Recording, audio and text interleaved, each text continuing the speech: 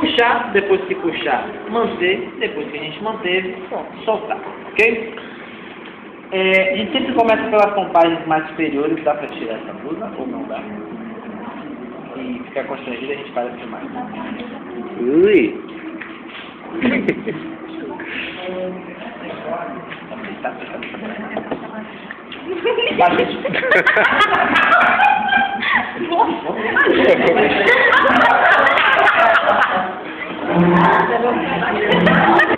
Vai ser o posicionamento da estrutura.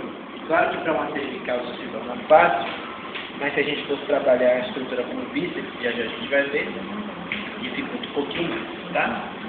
Vou pedir para que o paciente suba um pouquinho na maca, quase com a cabeça lá de fora. Aí, o terapeuta vai se posicionar sempre o mais próximo possível do membro.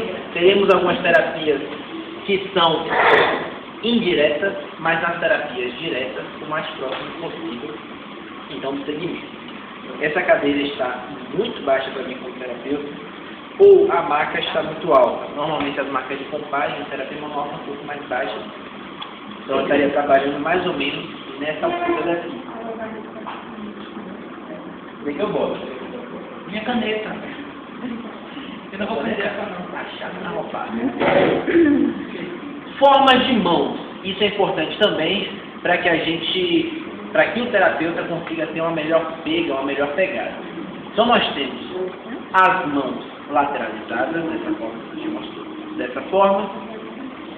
Temos as mãos sobrepostas no sentido horizontal. Podem estar sobrepostas formando um X, formando a cruz, ou podemos trabalhar com uma mão só. Eu, enquanto terapeuta, trabalho só com uma mão. Isso é um macete não meu, né, mas que a gente vai pegando com o tempo. Mas só vai servir para quem tem a mão um pouco maior em tamanho, não em volume, maior em tamanho, para conseguir abraçar toda a articulação da cervical do paciente. Tá? Então, menininhas que têm a mão menor não vão conseguir deixar pelos dedos da cervical, vão ter que utilizar então a segunda mão para puxar. Bom, vamos dar forma de segurar uma cabeça quando a gente vai fazer então a pompagem. Pedir para que o paciente levante a cabeça e eu abaixo e eu coloco minha mão, está redondamente errado.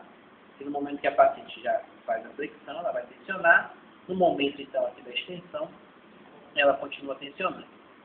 Confusões para levantar a cabeça. Pego por aqui, boto a mão, isso deixa o paciente muito mais inseguro e mais tenso também. Então a melhor forma, isso sim é uma forma minha, para que a gente consiga, para os destros, a mão esquerda apoiada sobre a orelha esquerda do paciente, a mão direita faz a rotação da cervical. Quando ele estiver todo em cima da sua mão, já me dá margem para passar a mão, ou se não der, se o pescoço tiver mais volume, a gente faz a ligeira inclinação ou flexão e coloca a nossa mão. Isso, esse passo a passo está bem lentinho, tá? Mas quando a gente for fazer a prática, isso se torna mais ou menos automático. Já. Ok? Isso para que a gente não coloque as duas mãos. Algumas vezes a gente apoia a cervical para fazer outra mão. Nada disso. Faz uma rotação básica que a mão já faz. Algumas cervicais, igual a que está ali, que tem um pouco mais de lordose, a gente consegue já automaticamente passar a nossa mão, então nem precisaria dessa flexão. Tá? Mas quem tem a cervical mais retificada ou com a inversão da curvatura, a gente vai precisar. Vamos trabalhar primeiro da minha forma, como eu trabalho, que não quer dizer que vocês vão trabalhar assim, também não vai ser contemplado na prática, mas vou passar uma mão, abracei toda a cervical dela, começando pela base do occipital, e nesse momento, inicialmente, eu vejo que a paciente está relaxada, que aparentemente está. Meu posicionamento pode ser com os braços estendidos, com o braço estendido, ou posso me posicionar um pouco mais íntimo, mais próximo da paciente, apoiando uma segunda mão aqui na cervical, que é mais ou menos como eu faço. Daqui a pouco eu vou mostrar uma outra coisa. Então, o primeiro tempo é o tensionamento. A gente faz tensionamento sempre na inspiração, correto? Na expiração. Desculpa, errei. Na expiração. Então, eu estou dizendo para a paciente que ela puxa o ar, solta, ó, quero mais áreas do peito, tá? Vai lá. Puxa devagar, devagar, devagar. Solta devagar. E aqui eu começo a puxar o pescoço. Mais uma vez. Puxa. Solta. Sentiu a puxada? Sentiu. Cheguei no máximo que eu preciso, que é o máximo de elasticidade que esse segmento me dá. Conto 6 ciclos respiratórios. Pode respirar normal. 1,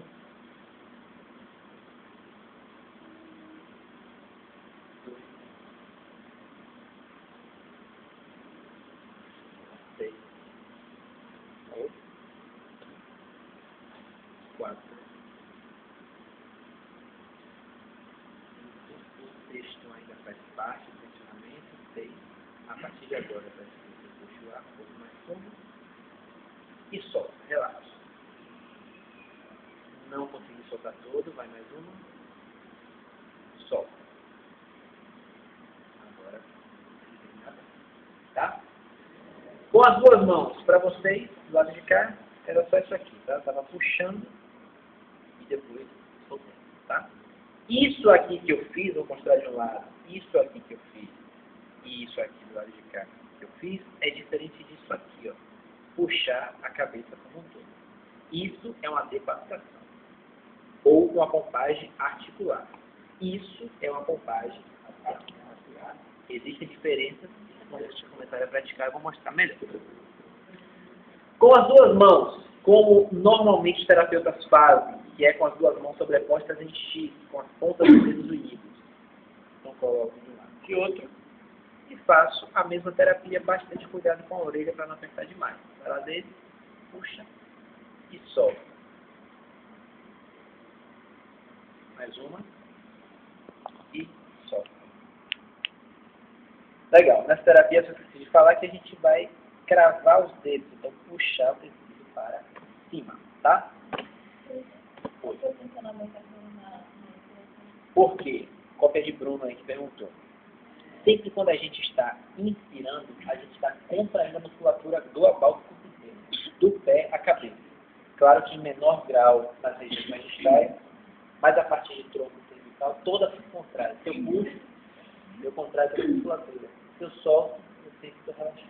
Então, quando você respira, também você relaxa. Porque a musculatura está deixando de estar contraída.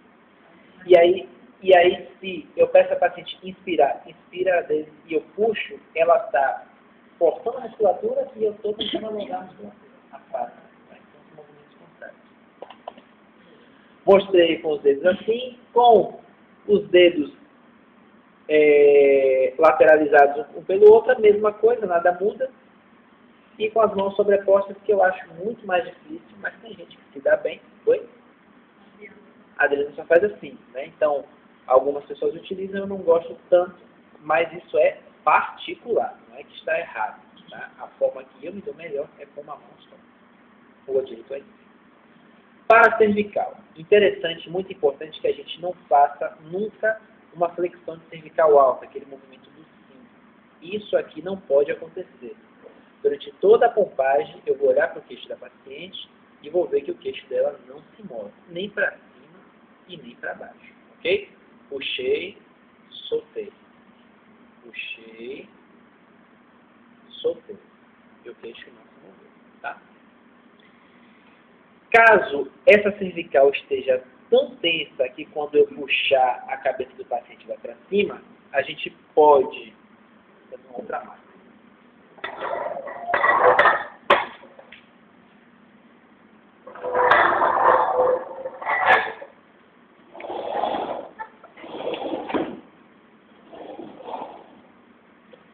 A gente pode aplicar uma pressão adicional com uma outra mão na fronte, na testa, ou colocar o nosso ombro na região da testa do paciente sem descarregar peso, só para apoiar.